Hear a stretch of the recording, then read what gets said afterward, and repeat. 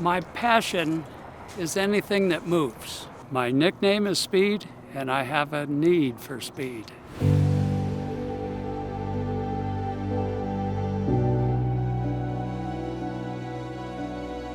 Before I got heavy into the airplanes here, I was heavy into cars. I normally entered at least 5 different races in 5 different classes. And in the wide open class, which was run what you brung and you better bring enough, I was sort of the guy to beat. So my passion is anything that sort of moves.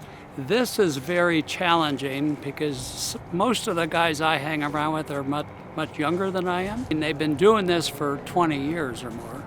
And their brains are more susceptible to learning stuff and keeping it in memory. Because you can't think about what your fingers are doing each time. You gotta just sort of muscle memory it. And so they'll do more active things. They'll do slow rolls much closer to the ground. When I try to do it, sometimes it works out and sometimes it doesn't. I used to have a real airplane. We've owned a couple of those. And I also like to do it at home. With the simulators I have, I can connect. If somebody else has one, we can race on the internet. I don't sit around watching television a whole lot. I gotta be doing something. I almost never smiled before because I was missing so many teeth. But I did basically the same things, but I had issues. There was always something going wrong. I think it's phenomenal. And the place that did them, they're friendly people, they're knowledgeable people. I mean, everything about it is a win-win situation. I was able to talk my wife into getting them done. I did it first on the top because there was about 3 of them up on top that had issues. And we talked about doing the bottom, but good percentage of them, other than missing some of them on the bottom, were still doing okay. And then one of them on the bottom started going haywire. And then I said, well, then I'm not gonna have any place to eat. And so I went ahead and did it. If I'd had a brain in my head, I would have done top and bottom at the same time.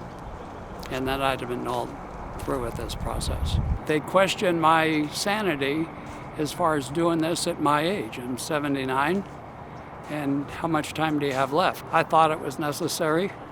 I can eat now, and in another couple weeks I'll have the real ones and I can go back to eating jerky and nuts. Years ago, with about a 1-inch bar, I hit myself in the head, tightening down on a winch, and it cracked the eye socket and broke off 7 teeth. I guess I got knocked out and I was on the ground, but other trucks were trying to come in and get loaded and stuff. And it'd take a year or 2 and then another one would go bad, and then another year or so another one would go bad. So I was missing quite a number of teeth. So they didn't have to work as hard to get mine going. When you go through this, the not being able to eat is quite a thing. I mean, you don't realize what you're going to miss. I would chew on either jerky or nuts, especially nuts at night. So I'm really looking forward to my bulletproof teeth. When I got my top ones done, and you guys scared me about eating this and that, and so I had soup and I had this and that and stuff, I lost, I think it was 18 pounds. But then after a while, I figured out how to get around this whole thing.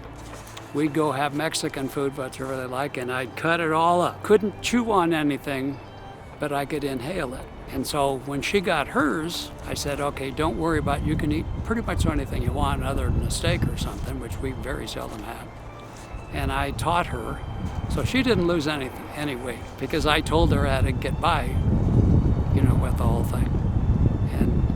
And now it's really strange, because I found out you do not have any feeling as far as what you're biting onto. And so it's really weird. Yeah, I'm happy. We get neat comments. How white, and I picked the whitest ones I could get, but they stand out. And there's lots of people that comment, man, your teeth are really pretty, they're nice. Yeah, so I love them. I think it's really neat.